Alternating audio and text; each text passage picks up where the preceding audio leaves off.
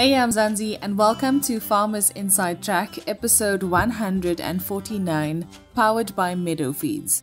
I'm your host, Donumdu.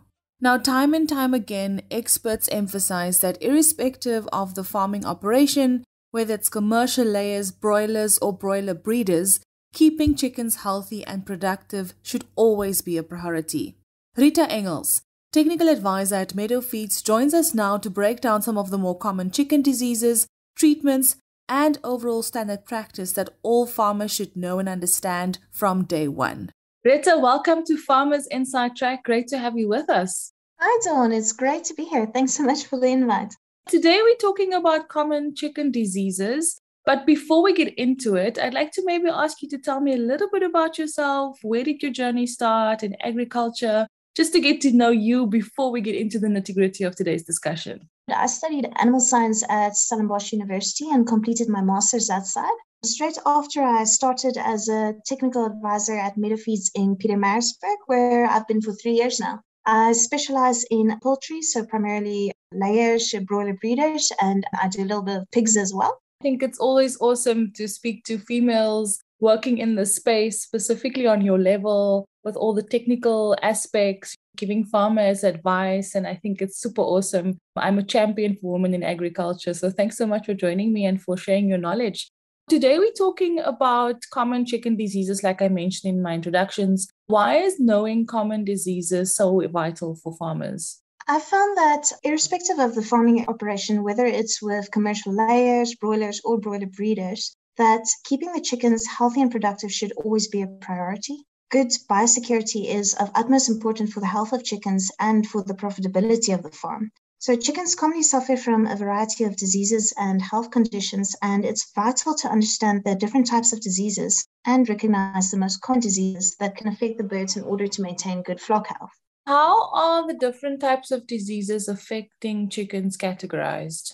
Chicken diseases are categorized as either infectious, parasitic, nutritional, or behavioral, depending on the cause of the disease. Can you tell us more about the different categories of diseases, starting with infectious diseases? Infectious diseases tend to be the most common as they're spread with relative ease between the chickens. Infectious diseases can be caused by bacteria, viruses, or fungi, and they can affect the respiratory, nervous, reproductive, or immune systems of chickens. Chickens showing symptoms of infectious diseases should be quarantined and treated as soon as possible to protect the rest of the flock.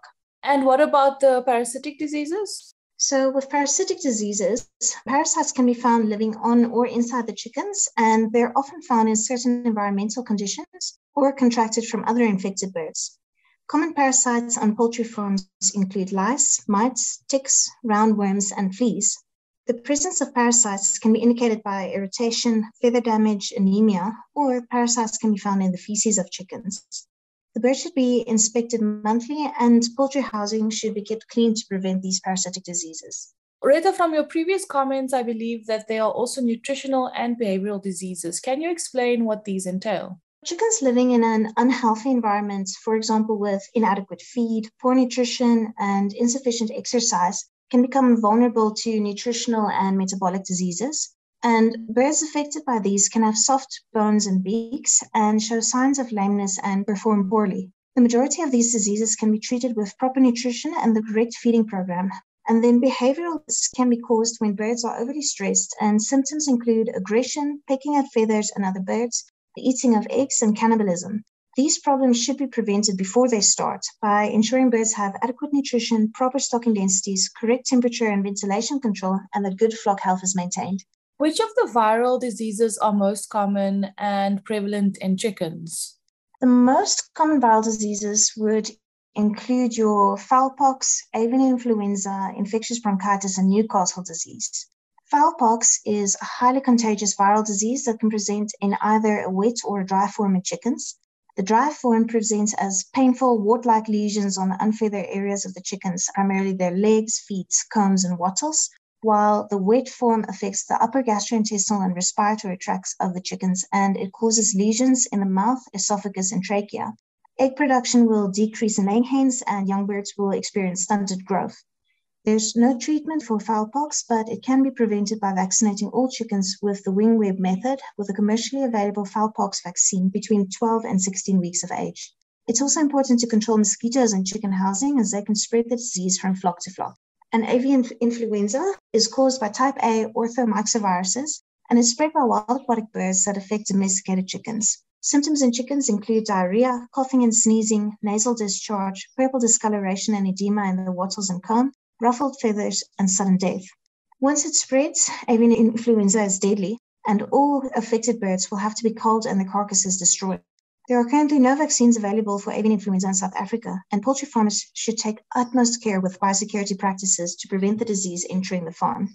Then, infectious bronchitis is a viral disease that can travel through the air. It's characterized by coughing, sneezing, and mucus discharge from the nasal passage and eyes, as well as decreased egg production and feed consumption. Chickens can be treated with antibiotics for a few days to treat any secondary infections, but the best option is prevention by vaccine against infectious bronchitis and good biosecurity procedures. And then finally, Newcastle disease is a respiratory disease that's also carried by wild birds. Affected chickens may present with nasal discharge, respiratory problems, murky eyes, decreased egg productions, and the characteristic twisted necks and paralysis in the legs and the wings. There are varying strains of Newcastle disease, and some of these are more lethal than others. Older birds will frequently recover and be carriers, but younger birds tend to die from the disease. There's no treatment, but vaccinations are also available. Now, Retha, what is the common parasitic diseases which you have come across in the field? So the most common parasitic disease would be coccidiosis. It's a parasitic disease caused by coccidian protozoa that live inside the gut wall of chickens, and it causes damage.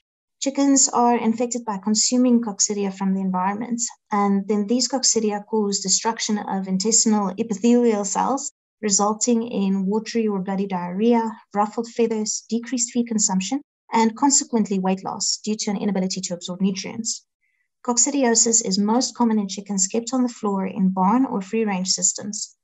It can be treated with antibiotics and is preferably prevented by vaccinating or adding a coccidiostat to the feed. Now, you've mentioned all the preventative measures as you are listing all the diseases, but could you just maybe highlight those again? How can farmers prevent these diseases as we wrap up the conversation, Retha? Even with all of these common diseases and health problems that the poultry farmers are challenged with, the most important thing is your good flock health. So that can be ensured primarily by maintaining your good biosecurity, ensuring proper nutrition, good management practices, and a thorough vaccination program. Retha, just one last comment for any of the farmers listening. If you've got any further questions, you're welcome to contact myself or your nearest Meadow Feeds technical advisor. You can find us on www.meadowfeeds.co.za and then just click on your nearest location to find the technical advisor that's in your area. Thanks, Retha Engels, technical advisor at Meadow Feeds. And that brings us to the end of this episode. From me, Donumdu, our producer Megan van der Vent, and the rest of the Food from Zanzi team, have a great week. Bye for now. Life in South Africa can be a lot. I mean, scroll through Twitter for a minute and tell me I'm wrong. Thank God for South Africans though, right? We're inspiring, and even on the bad days, we fight back with a smile. That's why I love Food from Zanzi so much. They're not ashamed to celebrate the ordinary unsung heroes who work every day to put food on our nation's tables.